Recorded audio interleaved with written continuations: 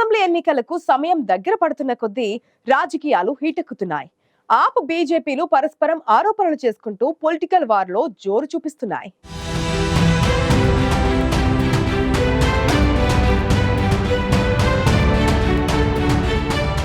ఢిల్లీలో బీజేపీకి ఓ ఎజెండా లేదని, అసలు సీఎం అభ్యర్థియే లేడంటూ కేజ్రీవాల్ సెటైర్ వేశారు. మరోవైపు ఆప్ పాలనపై బీజేపీ విడుదల చేసిన చార్జ్ షీట్ లో పలు ఆరోపణలు సంచలనంగా మారాయి.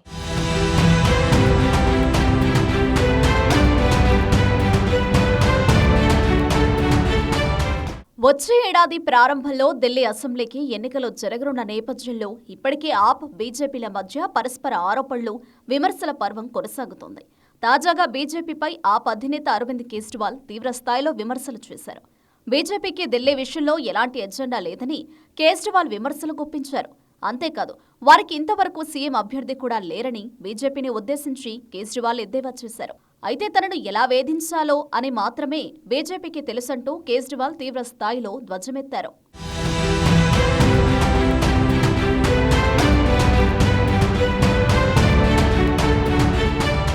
మరోవైపు ఆప్ ప్రభుత్వ పాలనపై బీజేపీ ఛార్జిషీట్ విడుదల చేసింది. గత 10 ఏళ్లలో ఢిల్లీ అధ్వానంగా తయారైందని, ఏక్యూఐ 500 దాటిపోయిందని బీజేపీ విమర్శించింది.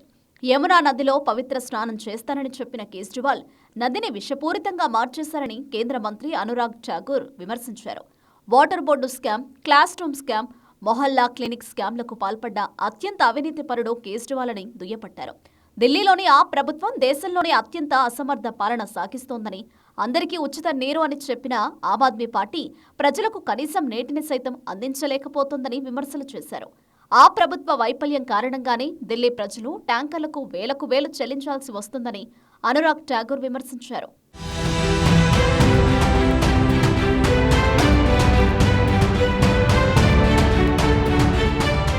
ఢిల్లీ నగరాన్ని కాలుష్య రహితంగా మారుస్తామని కేజ్రీవాల్ ఇచ్చిన హామీని నెరవేర్చలేదని, వాయు నాణ్యత ఏ స్థాయిలో పడిపోయిందో చూడాలంటూ అనురాగ్ ఠాకూర్ విమర్శించారు.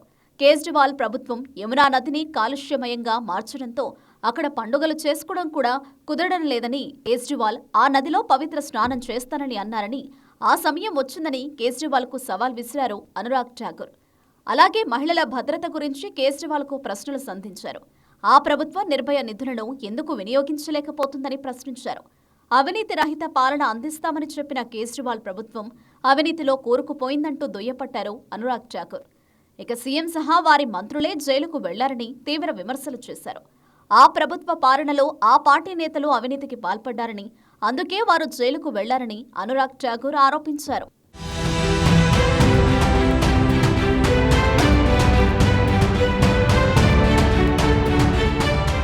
అంతకుముందు ఢిల్లీలో బీజేపీ అదృశ్యమైందని, కమలం పార్టీకి సీఎం అభ్యర్థి లేరని కేజ్రీవాల్ ఎద్దేవా చేశారు.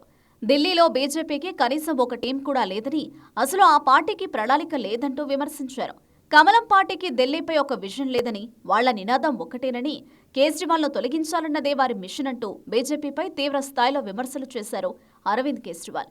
కానీ ఆప్కు ఢిల్లీ అభివృద్ధి పట్ల ఒక స్పష్టమైన విజన్ ఉందని, దీన్ని అమలు చేసేందుకు విద్యావంతులతో కూడిన టీం ఉందని కేజ్రీవాల్ పేర్కొన్నారు.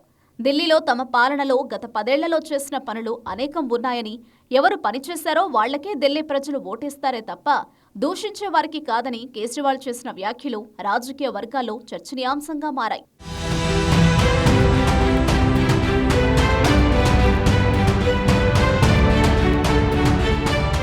వచ్చే అసెంబ్లీ ఎన్నికల్లో విజయం సాధించి ఢిల్లీలో అధికారాన్ని కైవసం చేసుకోవడమే లక్ష్యంగా అరవింద్ కేజ్రీవాల్ పావులు కదుపుతున్నారు. ఢిల్లీలోని ఓటర్లను ఆకట్టుకునేందుకు ఆప్ అధినేత అరవింద్ కేజ్రీవాల్ వారికి పలు హామీలిస్తున్నారు. ముఖ్యంగా ఆటో డ్రైవర్లు, వారి కుటుంబానికి ఆప్ వరాల జల్లు కురిపించింది. మహిళలకు సైతం పలు హామీలను ఇచ్చింది ఆప్. ఎన్నికల్లో గెలుపోటములను నిర్ణయించే కీలక వర్గాలకు ఆప్ వరాలు ప్రకటిస్తోంది. మరోవైపు బీజేపీని మరోసారి ఓడించాలనే పట్టుదలతో ఆప్ దూకుడును చూపుతోంది.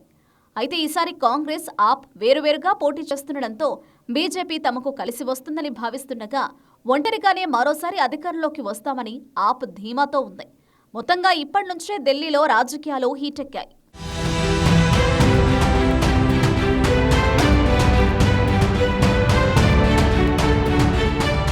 ఢిల్లీ అసెంబ్లీ ఎన్నికల్లో అధికార ఆప్ దూకుడును ప్రదర్శిస్తుండగా బీజేపీ కూడా ఆప్ పై విమర్శల పర్వం కొనసాగిస్తోంది. అసెంబ్లీ ఎన్నికల వేళ ఆప్ బీజేపీలు పరస్పరం ఆరోపణలు విమర్శలు చేసుకుంటూ ఢిల్లీ పాలిటిక్స్ ను హీటెక్కిస్తున్నాయి.